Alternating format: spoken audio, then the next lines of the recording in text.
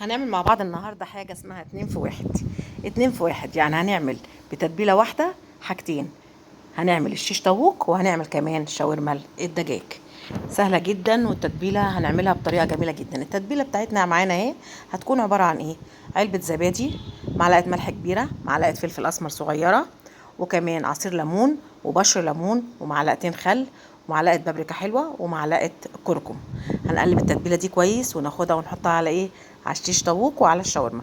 ويستحسن ان تتحط في التلاجة قبلها بليله، بتبقى حلوه جدا وبتبقى بتستوي بكل سهوله، بيبقى طعمها جميل جدا.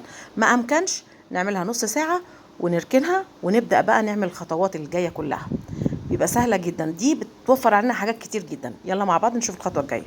الخطوه: نجيب طاسه سخنه على النار ونحط لها معلقتين زيت وننزل بالشاورما كلها بكل الصوص اللي فيها.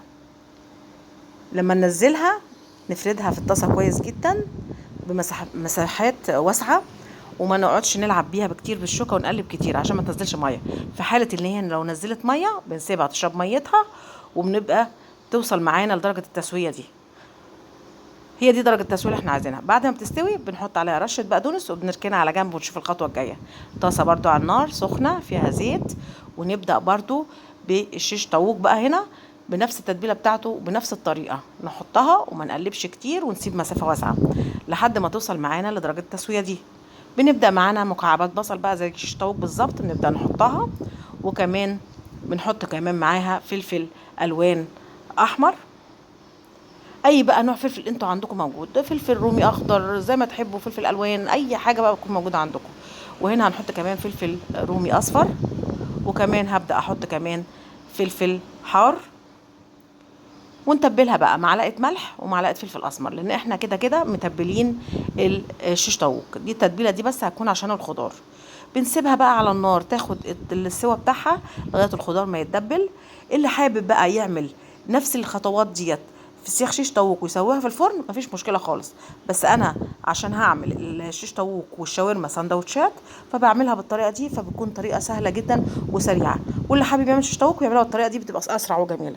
وهنا خلاص حضرنا البطاطس المقليه طبعا، وهنا خلاص شاورما الفراخ، وهنا الشيش طاووق، ومعانا صوص التوميه الحار وصوص التوميه الساده. نعمل بقى ايه؟ نعمل سندوتش جميل. انا هنا ما عنديش الا عيش لبناني، يستحسن لو في عيش كمان رقاق طري بتبقى حلوه جدا اجمل من العيش السوري. بس هنا معيش الا العيش لبناني، وهبدا اعمل سندوتش شاورما الدجاج. هاخد هنا جزء من الشاورما نفسها بتاعت الدجاج، وهبدا احط معاه كمان بطاطس مقليه، شاورما يعني بطاطس مقليه، وهندلعها بقى ونديها كمان ايه، رشه بقدونس، وكمان لو في خيار مخلل يا سلام بيبقى جميل جدا جدا جدا جدا.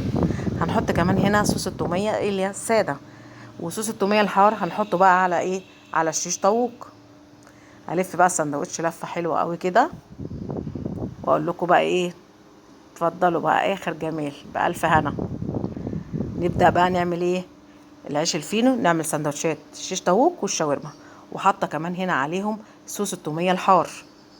بجد جميله جدا جدا. اتمنى منكم بجد ان انتوا تجربوا الشاورما والشيش طاووق بنفس الطريقه دي، ونعملها سندوتشات اوفر واحسن من الشراء بره بكتير. وما تنسونيش في اللايك والشير والاشتراك في القناه. نيجي هنا بقى ملحوظه، هنا التوميه الساده والتوميه الحاره انا عاملاها في فيديو سابق على القناه عندي، اتمنى منكم ان انتوا تشوفوه وتشرفوني وتقولوا رايكم ايه وتجربوها. والى اللقاء في طبخه اخرى.